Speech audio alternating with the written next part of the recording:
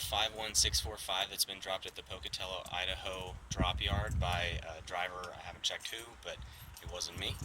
I'm just going to go around and show the condition that the tires and valve stems were left in, showing the pressure and the extensions that wear out because they're improperly installed and drivers don't take the time to take them off.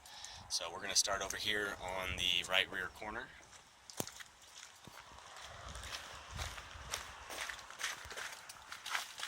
First valve stem on the outside rim obviously is easy to see if you go ahead and point the camera at it. And then we'll show you what the pressure reads, pointing at the gauge.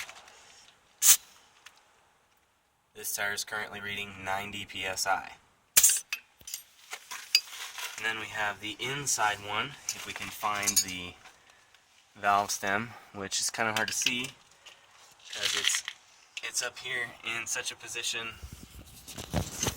that the gauge doesn't even actually align with the stem because of the way that it's bent. You can't really see it, but there's no way any driver has checked the pressure on it because it's bent down too far. I'm going to have to get a pair of pliers and bend it up to where I can actually check the pressure. So we'll move off to the next one. Okay, here we've got the outside rim. As you can see, reading 92 roughly. Now we have the inside rim. This is an interesting thing because it's got one of these fun little extensions on it that are supposed to make it easy to read the tire. But as you can see, if you look directly at it, how's your gauge supposed to get on there? You can't. It's got to be bent down to where you could get the gauge on. But as you can see, it doesn't work. And I'm going to pull it off and show you why it doesn't work. Hold the camera.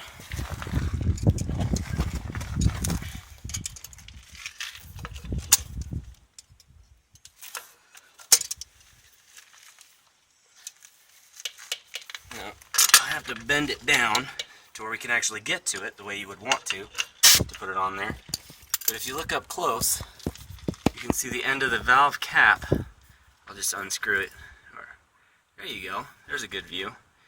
Has worn because it's been rubbing against the inside of the rim. It's got these little rubber grommet that's supposed to hold it at the center like this. It's supposed to hold it in and keep it from rubbing against the rim. But as you can see, they just don't work. They vibrate out. And then what happens is the cap rubs against the rim, ruining the ability for this to actually function. What it does do is provide a great place for air to leak out of. If I could get the camera to focus on it. Now you get the general idea. That's not what that cap is supposed to look like. There you go. Here you can see it's clearly worn through the outer jacket, as well as the cap with the little check valve in it is basically useless because you can't seal onto something with a giant hole in the side of it.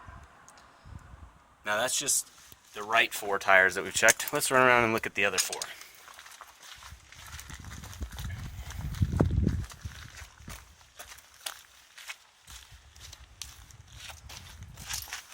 Okay, starting with the rear outer right here. Okay, easy to get to. The check valve cap is missing, so maybe somebody checked it, maybe it just rattled off. But the pressure, you can see, reads just over 100. Now this is the sunny side, so thank goodness it's sunny out, or this tire would be illegal. Then we have the inside one. This one, you can actually see the valve extension is gone from. Probably vibrated off itself, but you can see the damage it's done wearing into the rim and where the cap would have worn as well. But there's a regular valve stem in there, so we'll check that. Go ahead and hold that so you can see what the pressure is. This is on the inside, so it's not going to be as sunny. Hold it where they can see the pressure. Oh, look at that pressure. That's glorious. Zoom in there. That's,